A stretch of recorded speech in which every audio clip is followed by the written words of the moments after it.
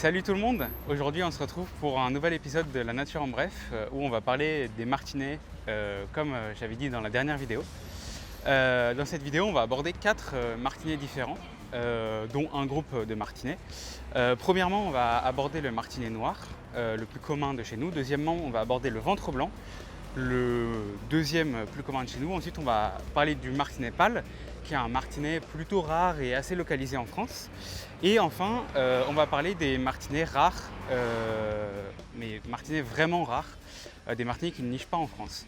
Donc cette vidéo va être découpée dans l'ordre des raretés des martinets, donc ça va faire d'abord noir, ventre blanc, pâle et ensuite les martinets rares. Tout d'abord, avant de comprendre et de parler des martinets, on va parler et on va expliquer ce que c'est un martinet. Pourquoi est-ce que on appelle ça un martinet? Quelle est la différence avec des hirondelles? Parce qu'il y a quand même certaines personnes qui se trompent. Donc un martinet, c'est un genre apparenté aux hirondelles, mais il ne fait pas partie de la même famille des hirondelles. Les hirondelles, par exemple, pour se nourrir, elles chopent des insectes avec leurs pattes et ensuite elles les mangent, alors que les martinets, eux, gobent les insectes en vol, comme les engoulevents. Les martinets noirs ont aussi 2 paires de pattes qui sont à l'opposé, alors que les hirondelles en ont 3 plus 1 derrière.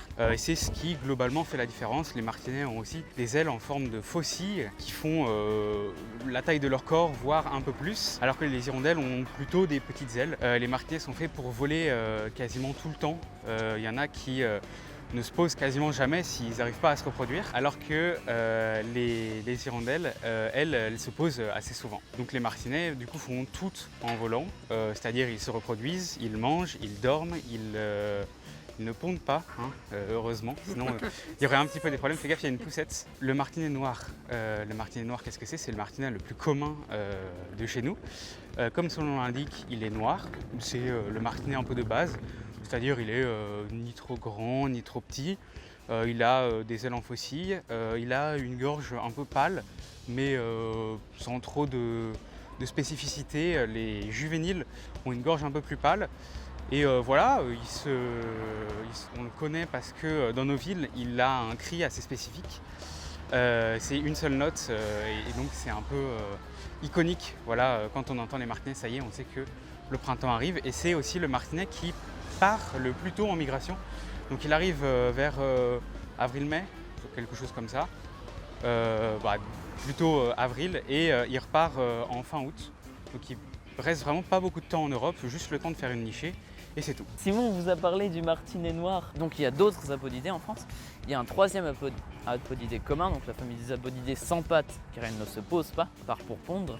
Dans le corps, c'est 11 mois d'ailleurs pour un martinet noir, si je ne m'abuse. Le martinet à ventre blanc, qui est un très grand martinet, qui, s'il est à la même hauteur que le martinet noir, va faire carrément tache dans le groupe. Et là, je cite le guide, il est aussi grand qu'un faucon au bro, dont on vous a parlé le mois dernier, souvenez-vous.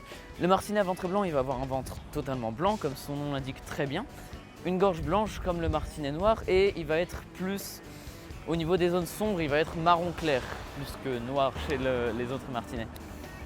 C'est un martinet qui va être inféodé, lié au milieu d'altitude, donc on va beaucoup le trouver en montagne, mais il s'étend. Et par exemple à Lyon, il a connu une forte croissance. C'est devenu un martinet qui est carrément venu nicher en ville et il devient commun. C'est un martinet qui était en altitude et qui s'étend par exemple dans les villes suisses.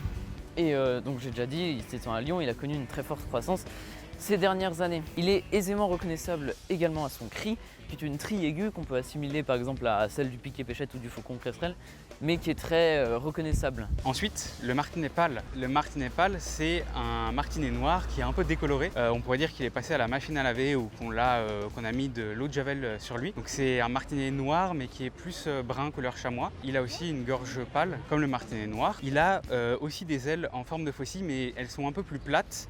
Et aussi, critère qui est assez déterminant, il y a son cri qui est disyllabique et sa gorge et son poitrail qui ont un motif écailleux, et ce qui permet sur photo, quand la photo n'est pas horrible, de pouvoir l'identifier. Les martinets pâles, ils sont globalement autour de l'eau en France. Méditerranée plus un peu la façade atlantique jusqu'à Bordeaux, il y en a qui nichent régulièrement, donc voilà, on pourrait espérer que d'ici quelques années il y a un bastion. Je crois qu'il n'y a pas longtemps, il y en a eu 32 qui ont été comptés.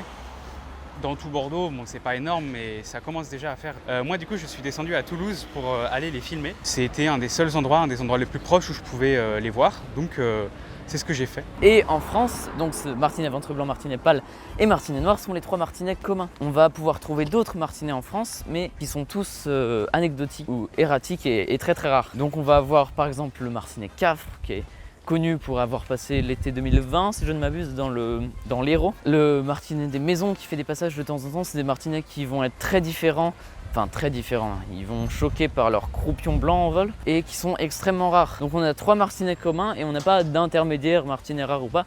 Directement, ils sont tous très rares. Merci beaucoup d'avoir suivi la vidéo. Le mois prochain, on se retrouve pour parler de la différence entre le ragondin et le castor. Je vous laisse avec le magnifique chant de ce merle qui chante. Et voilà, merci beaucoup d'avoir suivi la vidéo et on se retrouve le mois prochain. Salut!